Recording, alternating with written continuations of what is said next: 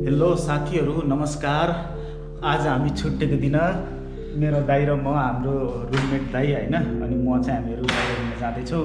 बुजिबाको डाँडा घुम्न जाने भनेर हामीहरूले प्लान गरिरहेछौँ। सो अब हामीहरू रुमबाट निस्क्यौँ है। अनि सो वेदर चाहिँ हल्का चिसो चिसो गरिरहेछ। हिजो पानी परेको थियो अनि मौसमले च्यालेन्ज नै गरेको छ। आज चिसो चिसो गरेको छ, घाम लागेको छैन है। दिउँसो एकछिन घाम लागेको थियो, अहिले चाहिँ छैन लागेको। वेदर यस्तो छ, हेर्नुहोस् वेदर खासै राम्रो छैन, बादल लागिरहेछ। अनि सो निस्कियो अब, हामीसँगै रहनु होला साथसाथै। अलराइट मेला चाउ गाइज। यो चाहिँ यहाँको बुजिबाको हिमाचल बस स्टप हो है। त्यहाँ मान्छेहरू टन्नै वेट गरिरहेछ बस स्टपमा। कताबाट जाने हामी? कताबाट जाने? यहाँबाट जाने, बाटो क्रस गरेर अनि जाने। उहाँ चाहिँ हिमाचल बस स्टप। ओके गाइज साथीहरू, हामीहरू हो यो डाँडामा जानु लाग्यो। पर देखिरहेछ नि त्यो रातो डाँडा, पहेँलो डाँडा। त्यो पहेँलो डाँडामा जानु लाग्छौँ हामी है। पुरै हरियो हरियो मात्रै छ।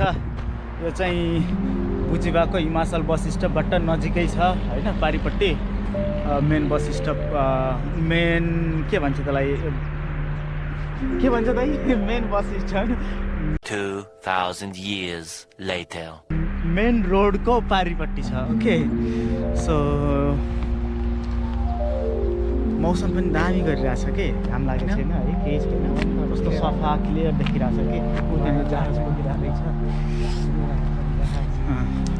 ल फुलहरू पनि फुलिरहेछ यहाँनिर है, वरिपरि है। दामी यस्तो दामी ग्रिनरी देखिरहेछ क्या। अनि माथिको आकाश सही छ, सही। सो गाइज हामी त्यो डाँडामा पुग्ने होला। दुर्गा भन्नेलाई दुर्गाले भन्दै थियो, साथी यार मलाई लिएर जाऊ फुल भएको ठाउँ भन्थ्यो। अब यहीँ लैजान्छु उसलाई। अस्ति आएको नि मेरो दाइ त्यो साथी के, उसलाई दामी छ गाइज। हामीहरू चाहिँ माल्टाबाट भागेर हामीहरू युएस जाँदैछौँ जङ्गलको बाटो भएर है।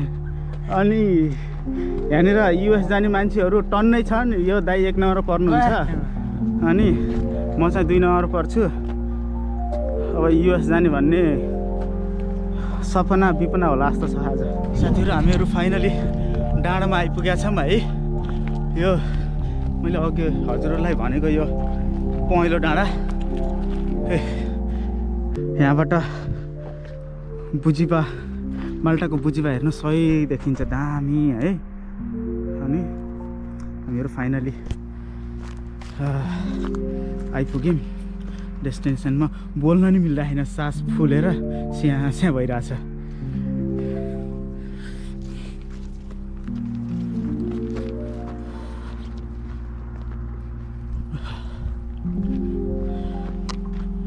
पानी पर्ला जस्तो गरिरहेछ, हल्का पानीको बासिटा हान्रहेछ है।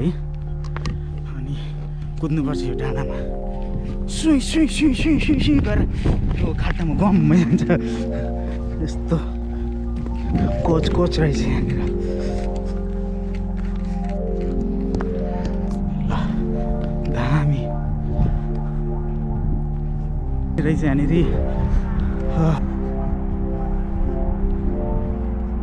ओहो यो डाँडामा त पुरै बियर र चाउचाउ अनि त्यो खाजाहरूको मात्र प्लास्टिकहरू छ त है, बोतल मात्रै।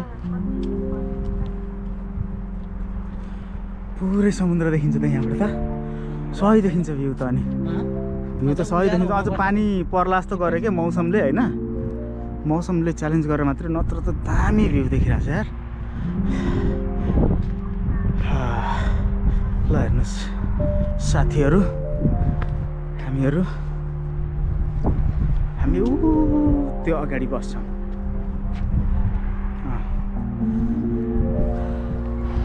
यस्तो हावा चलिरहेछ सरर। म बिरामी हुन्छु गाइस, मलाई रुवाखोकी लाग्ला जस्तो भइरहेछ, कान खसखस गरिरहेछ है। म बिरामी हुन्छु। फाइनली अब एकछिनमा फर्किने पनि हो रुमतिर है। कति बज्यो? 5:30 भयो कि 6 ठ्याक्कै 6 बज्यो है। अब फर्किनुपर्छ। यतातिर घाम अस्ताउनु लागेको छ है। अनि अब त्यो पहाडको तल गएपछि अनि सूर्यदेव डुब्नुहुन्छ। त्यो भनेको चाहिँ गोल्डन बे हो है। हो त्यो भनेको गोल्डन बे हो। मेरो दाइलाई यहाँनिर सबै जियोग्राफी बारेमा सबै थाहा छ है। म चाहिँ दाइ माल्टा घुमेको नलेज लिएर बस्नुभएको मान्छे। माल्टा चाहिँ नभन्नु ये फंस गया सी माल्टामा आएका 2-3 महिना नहुँदै मान्छेहरूले माल्टाको बारेमा नलेज दिन थाल्छन्। तपाईँ आएको त 3-4 वर्ष भइसक्यो दाइ, भन्नु न केही। होइन माल्टा भनेको एउटा यस्तो आइल्यान्ड हो कि एकदम क्रिस्टल वाटर होइन, क्लिन वाटर अनि एकदम टुरिस्ट एरिया होइन, टुरिस्टको डेस्टिनेसन एरिया है। अब प्रत्येक वर्ष 10 लाखदेखि 12 लाखसम्म टुरिस्ट यहाँ घुम्न आउँछ समर स्पेसली होइन। विभिन्न देशका चाहिँ मान्छेहरू भेट्न पाइन्छ। त्यो रमाइलो छ मौसम। हो त्यही भनेको हो। ल दाइ लास्टमा विभिन्न दिने मजा लिने।